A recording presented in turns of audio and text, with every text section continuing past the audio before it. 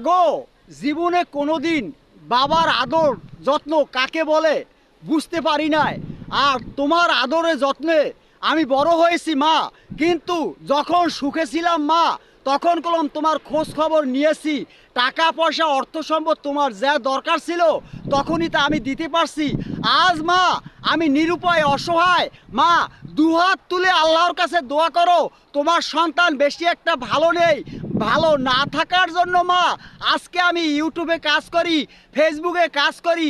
যদি এখান থেকে আমি একটু সফলতা পাই, আসলে সম্মানিত ভাই ও বোনেরা, এই দুনিয়ার সুখ শান্তি কিছুটা আমাদের প্রয়োজন আছে।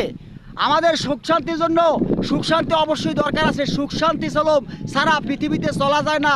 আজকাল টাকা পয়সা অর্থ সম্পত্তি নাই দেখিয়া ছেলে মেয়ে আত্মীয় স্বজন পাড়া প্রতিবেশী আমাদেরকে ভালোবাসে না, আর নিজের মাও একটু খোঁজ খবর রাখে না।